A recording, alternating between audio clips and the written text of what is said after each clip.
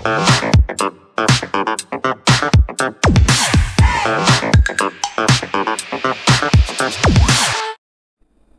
mėly draugai.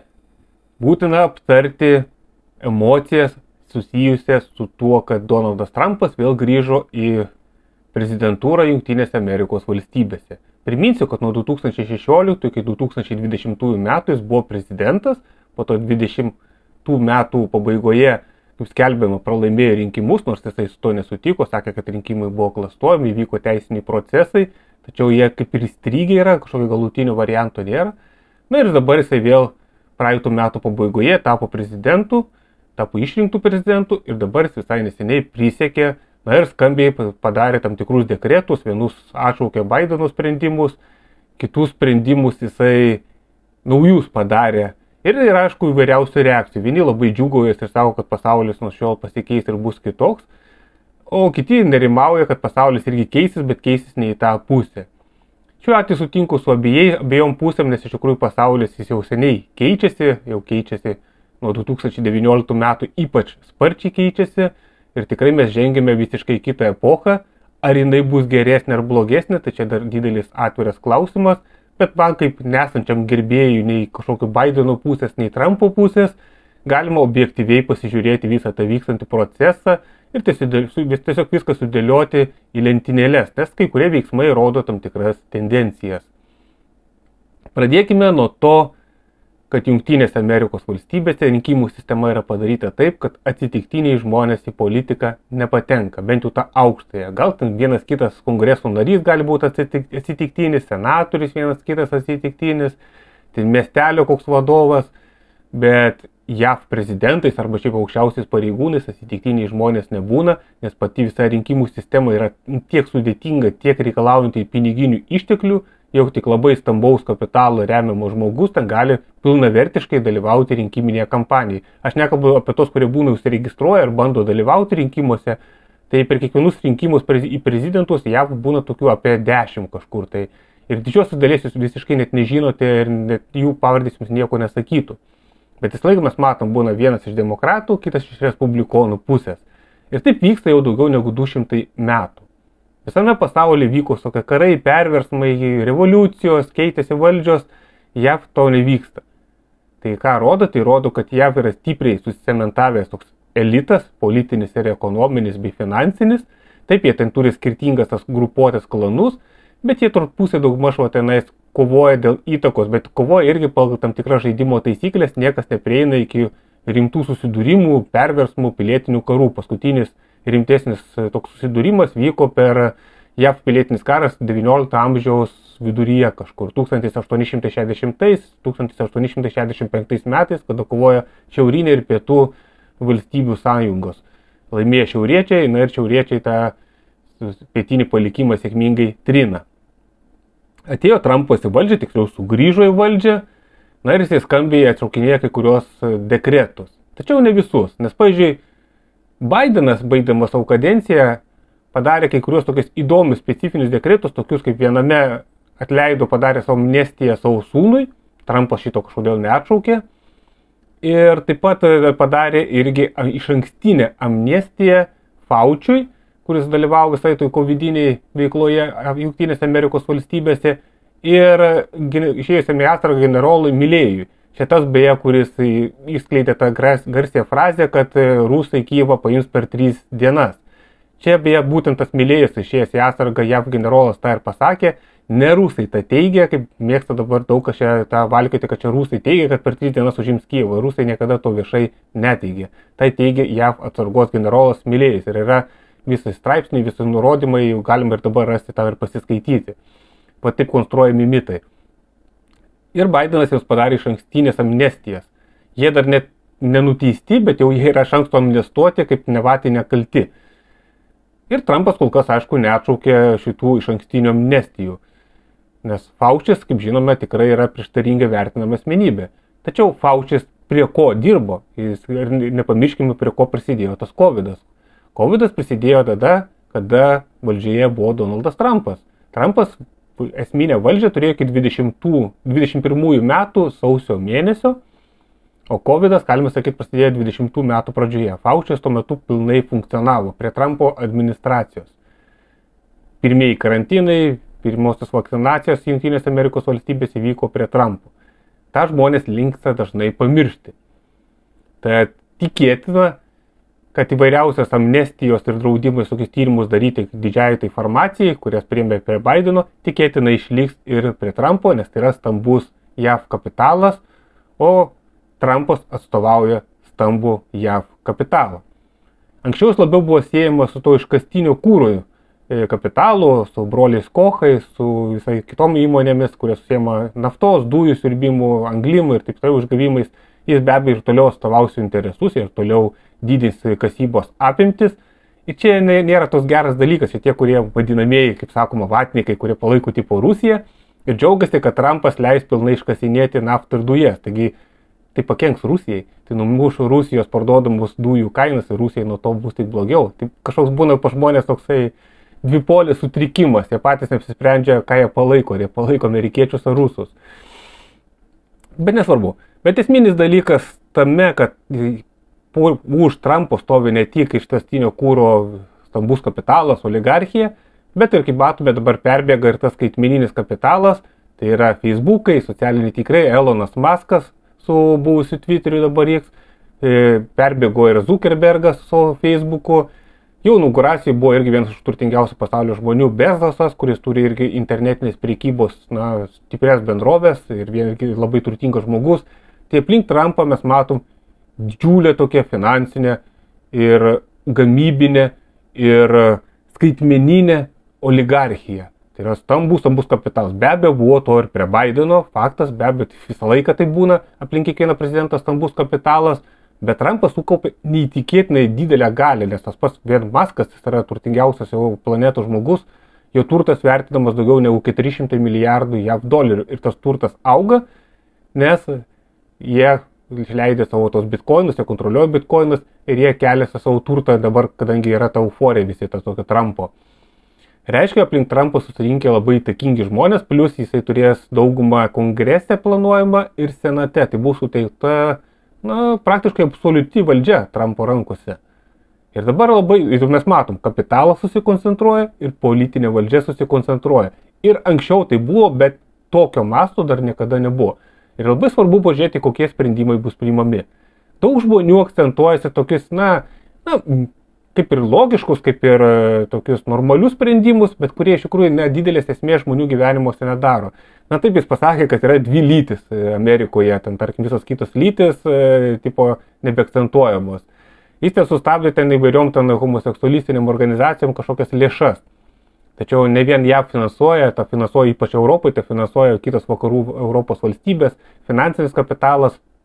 Tai čia aš daugiau vertinu, tokia kaip šou, kaip rinkiminį triuką savo rinkėjams. Ir jis rinkėjams įgyvendino tos pažadus. Išėjo iš pasaulinės sveikatos organizacijos, motyvuodamas, kad per daug moka. Ne dėl to, kad PSO yra bloga savo sprendimais, bet to, kad JAV įnašas yra ten per didelis, nes jie moka 18% viso to biudžeto. Jeigu PSO sutiks su mažesnėm įmokom, galbūt jis grįž. Trumpo esmė yra tame, kad jis bando visur persiderėti, kad amerikiečiam būtų viskas pigiau ir kad kiti iš amerikiečių pirktų viską už brangiau. Jis tiesiog nori sutraukti kiek įmanoma daugiau pinigų į JAV kapitalo ir kažkiek ir valstybės rankas. Jis tiesiog viską tai peržiūri. Jis yra biznieris ir daro visą biznį perkelia ir į politiką. Tačiau yra tam tikrų keistų dalykų. Tarkim, JAV prezidentas Donaldas Trumpas atšaukė vykdomą įsaką, kurio buvo įvestos sankcijos smurtaujantiems Izraelio kolonistams okupuotame vakarų krante. Tai 24 metų vasario mėnesį Bidenas buvo išleidęs, kad sankcijos yra daromos tiems Izraelio naujakuriams, kurie išstuminėja palestiniečių gyventojus, kurie smurtu nuvaro jos nuo žemės. Trumpas tas sankcijas panaikina.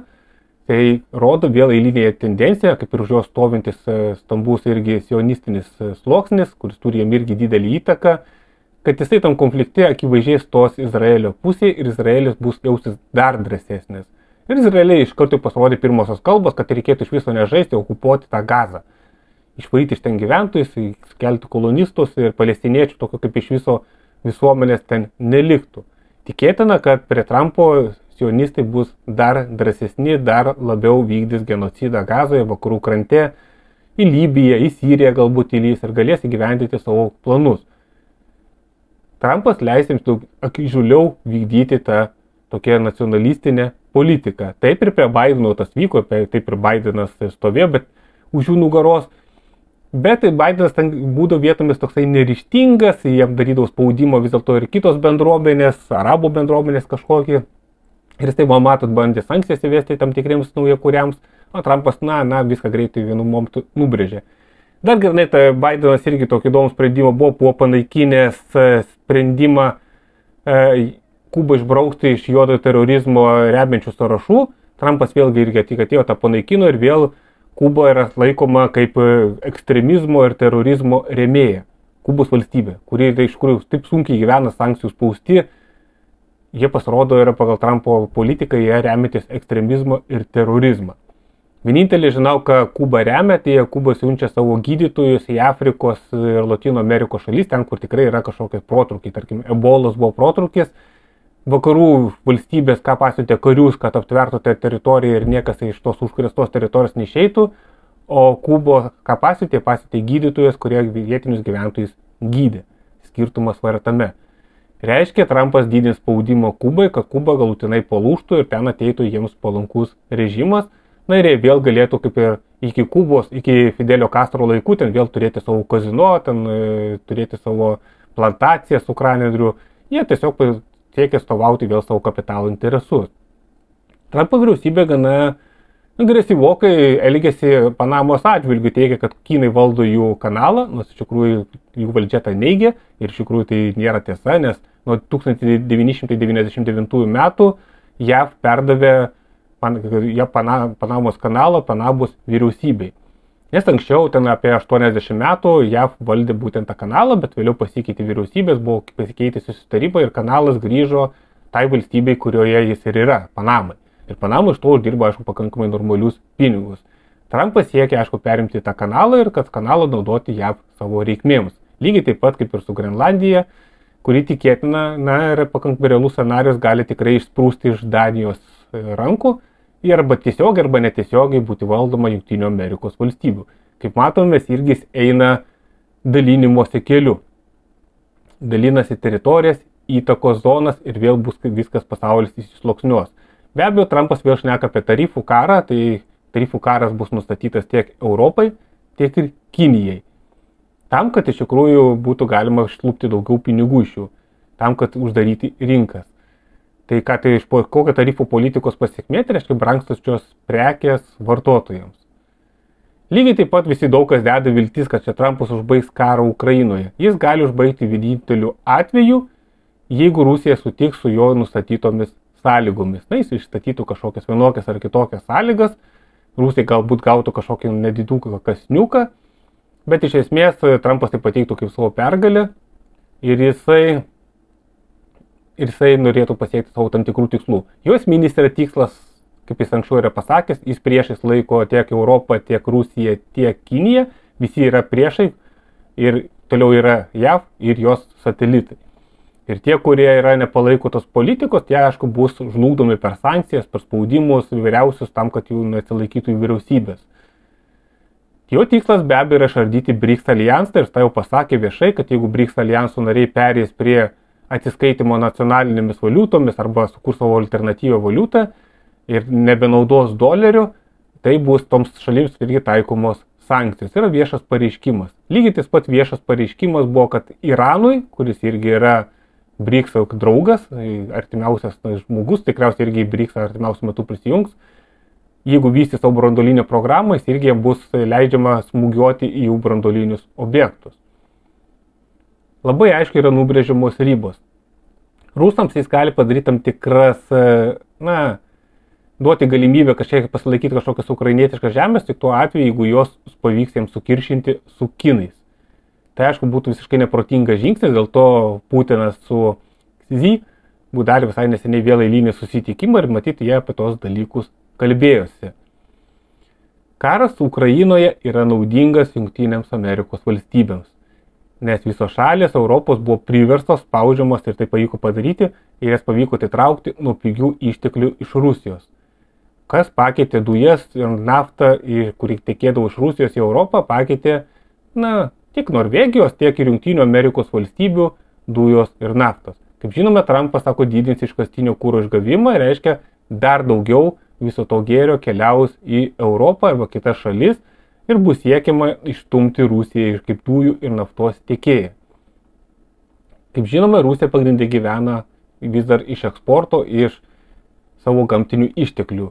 Jeigu Trumpui pavyksta numušti tas kainas, tai automatiškai Rusija tampa nekonkurencinga. Toliau jiems yra naudinga irgi siekti, kad visą šalis aplinkui ginkluotųsi. Prisiminkime, per pirmą savo kadenciją Trumpas įvedė tą limitą 2 procentai nuo BVP ir Lietuva ir visos kitos šalis automatiškai nuskubėjo ir pradėjo kelti savo karinius biudžetus. Dabar Trumpas dar net nespėjęs tapti prezidentu pasakė, kad turi NATO šalis pasiekti 5 procentų nuo BVP kartelę. Ir mes visai neseniai čia matėme, Nausėda su savo aplinka išlindo ir pasakė, kad jie kels iki 5 ir 6 procentų nuo BVP gynybos finansavimą. Iš paskos jam pasiekė Latvijos prezidentas. Visą tą gynybos biudžetą inicijuoja Trumpas. Be abejo, aišku, ir visi kiti politikai ir Bidenas visi palaikė, nes 60 procentų visų Europos įsigijimų, o Lietuvos galbūt net ir daugiau, karinių ginkluotės įsigijimų eina iš Jungtinių Amerikos valstybių, reiškia kapitalui tam, kuris valdo ginklų gamybą, tai yra naudinga. JAV tai yra naudinga. Europą, tuo pačiu ir mes, mokam ir dar daugiau mokėsime, įsigydami išteklius ir ginklus iš Jungtinių Amerikos valstybių. Mes jiems susimokėsime duoklę. Ir duoklę labai aiškiai Trumpas nusakė. 5 procentai nuo BVP. Kad Trumpas padarytų Ameriką vėl didžią, mes visi nuosekliai mokėsime. Ir ta kaina nuosekliai augs. Todėl visi tie, kurie džiūgais, pagalvokite, vardan ko iš džiūgate. Vardan to, kad jis JAV ten sumažins LGBTistinę propagandą, tau kažką gyvenime tai keis. Europoje to neįlės, nes pagrindė visas Lietuvoje veikiančias tas LGBT struktūrėlės remia, taip JAV kažkiek prisideda, bet iš esmės eina per vakarų Europos fondus. Tai bendros politikos Lietuvoje nekeis. Ir Lietuvoje buvo paskirtas JAV ambasadorius, kurį buvo paskyręs Trumpas, ir jis buvo atvirai homoseksualus.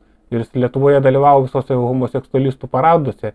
Jis atvirai rėmė visas homoseksualistinės lobistinės organizacijas, o jis buvo paskirtas Trumpo. Aš dabar būsiu įdėjęs tą nuotrauką, jis Gudričas, kažkoks neatsimenu. Dabar jau jo nebėra, kažkokia kita moteris yra.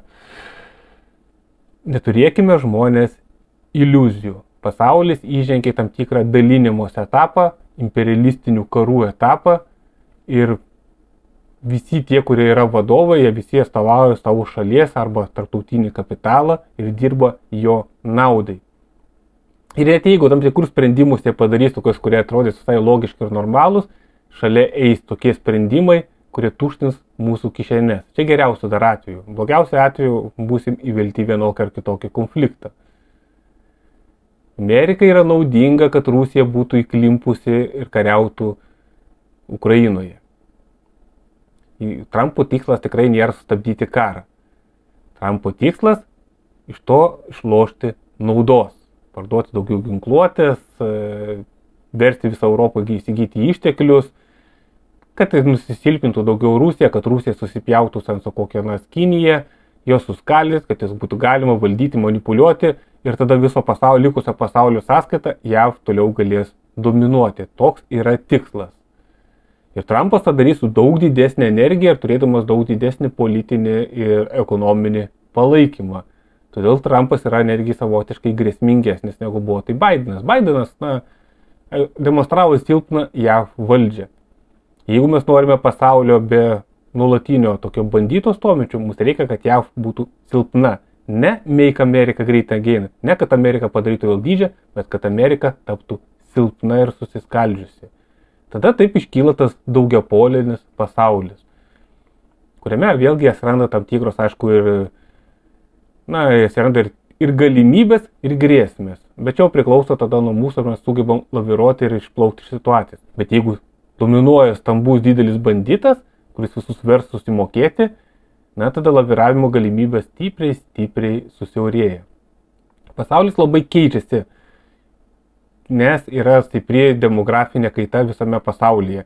Pasaulyje liko labai nedaug šalių, kuriuose yra gimstamumas didelis. Pagrindė dar kai kuriuose Afrikos valstybėse. Sur kitur gimstamumas stipriai susilpnėjęs, sumažėjęs.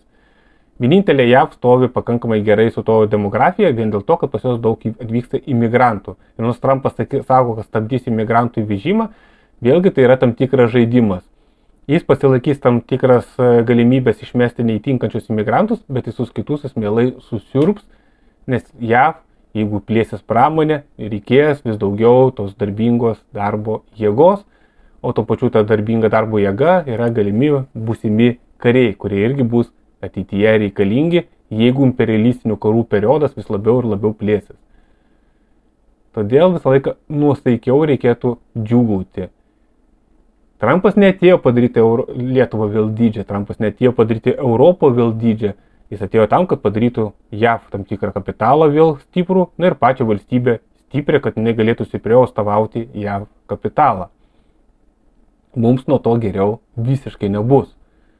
Ne ten sudėta koncentracija. Mūsų pagrindinė koncentracija turėtų būti sudėta, kaip mums išgyventi čia Lietuvoje, kaip mums pakeisti nykimo procesą, kad Lietuva, ne tai, kad didi būtų, bet kad Lietuva būtų adekvati šalis ir stabdytų visą tą byrėjimo procesą, nes byrėjimo procesas eina. Eina ir tik žemėjantis gimstamumas, eina visos krentačios, visos medicininės, socialinės paslaugos. Ta, aišku, neigia viešoji medija, bet tą akivaizdžiai galima matyti tą degradacijos procesą, kuris vyksta pilnu tempu. Į čia mes turime koncentruotis, o ne žiūrėti, kaip Amerikoje vyksta tam tikras politinis cirkas. Kadangi ten yra stiprų šaumenai, be abejo, jie ten darys cirką, žmonėms bus įdomu žiūrėti, jie jausis dalyvaujantis kažkokia veikloje, bet realiai jie jokių sprendimų nepriima ir vieno momentu jie matys cirką, kitą per tarpininkus, netiesiogiai, aišku, Trumpas iškrausis mūsų kišenės. Tai va tokia, draugai, bendra informacija. Aš galiu garantuotis, po metų arba po 2 daugeliu tų entuziastų, visas tas entuziazmas bus stipriai atvėsęs. Ir jie tada visai kitaip šnekės.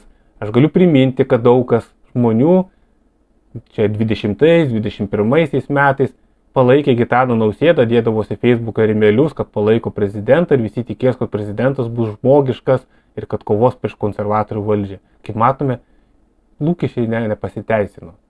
Nereikia ieškoti kažkokio gerojo pono, gerojo caro, kuris mūsų išgelbės. Tai būna tik pasakose. Mes tik patys galime save išsigelbėti, todėl visus tos aplinkų politinius cirkus žiūrėkime maksimaliai skeptiškai ir darykime tai, ką mes galime padaryti.